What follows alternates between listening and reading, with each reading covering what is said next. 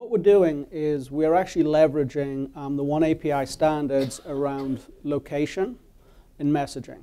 And a lot of what we've talked about today has really been, in my opinion, high-tech focused. It's been about apps. It's been about basically open standards. The reality is the ability to talk to people the right time, the right location. Not everybody has a smartphone. And if you look at the size of the global system, the infrastructure, high percentage basically of co-consumers are not on a smartphone.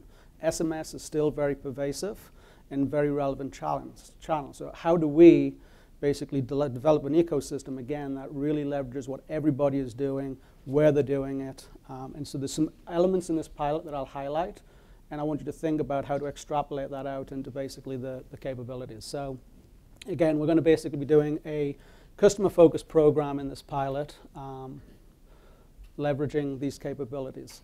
And really just put to emphasize a lot of what has already been said before, the operator ecosystem is complicated. And I personally have tried working with operators in every country. It doesn't scale. And really what this slide here says, what we're looking at with the OneAPI standard, at the top you have Coca-Cola, you have all the people that sell Coca-Cola, and the ecosystem that Coke works. How do we shield that ecosystem from the operator ecosystem? How do we define a standard that basically anywhere in the world, whether it's a Coke vending machine, a point of sale, or a message to a consumer, basically we get that interoperability. And so this is really what we're looking here for with this network difference. So the trial that we're running in Canada is a customer promotion where basically we're driving opt-in to basically receive messages from Coca-Cola. What we're doing with Bell is basically working around who is the right person to target, who do we want to talk to, and basically serve up the ability for them to basically opt in and hear from Coca-Cola. Very basic. So from a consumer standpoint, or from a mobile user standpoint, they don't see anything different. They'll see an invite. They'll basically go to a Coke landing page. They'll basically give us their phone number over SMS. We're going to basically opt them in to basically hear from Coca-Cola all across the OneAPI standards. The trial basically will run in Greater Toronto area. And what's really interesting now is when we basically go to deliver this offer, this is where the right time, right message, right location.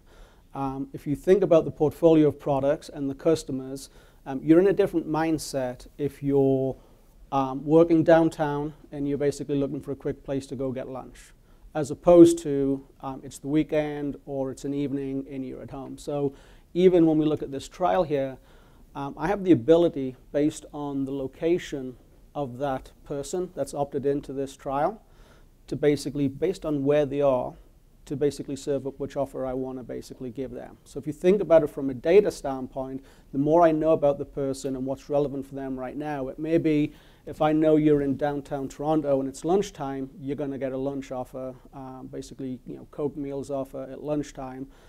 If it's basically, I see that you're in the suburbs in the evening, when I basically look up and decide to run that, I'm going to send you a different offer and a different message. So again, the ability to learn from and basically adapt basically what sort of offers we're going to basically serve up. And again, this doesn't require an app, right? I can basically, through the location lookup, know where you are and basically have rules associated with that to decide what basically I want to say to you. So again, not high tech at all, but very powerful.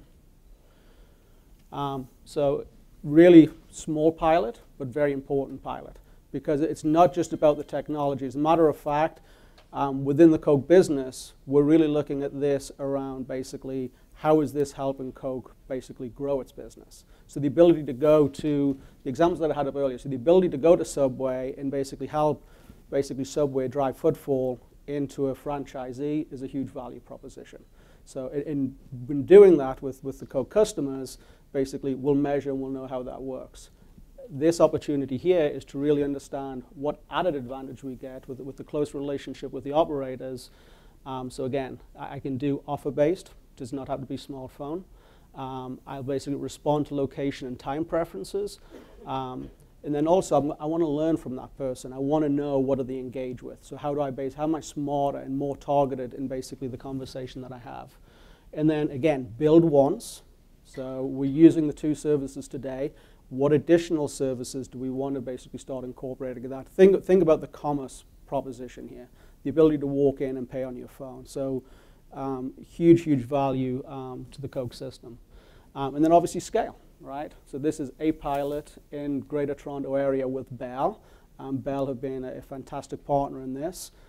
It has to scale to all operators in Canada. I take it to Mexico. I take it to Europe. It's again, these use case capabilities apply to the business across the system. So as I said, this has really not been about the technology. This has really been about how is this a game changer? Do we believe that this trial, that the pilot that we're running, we're actually going to see better results? So we're looking at, how effective were we at basically targeting the people to basically get them to come into this program? So we want to make sure that we're really bringing people in who want to engage. We also want to look at that conversion. So what we'll do is, with the customer channel, we'll actually look at how many people came in, how many people actually responded to that offer. So if you look at the funnel between the people who saw this call to action to actually went ahead and redeemed the offer, we'll basically be able to manage down that whole funnel. There is a money dollar associated with that, right? So if we're more effective, so think of it from a how does an operator make money?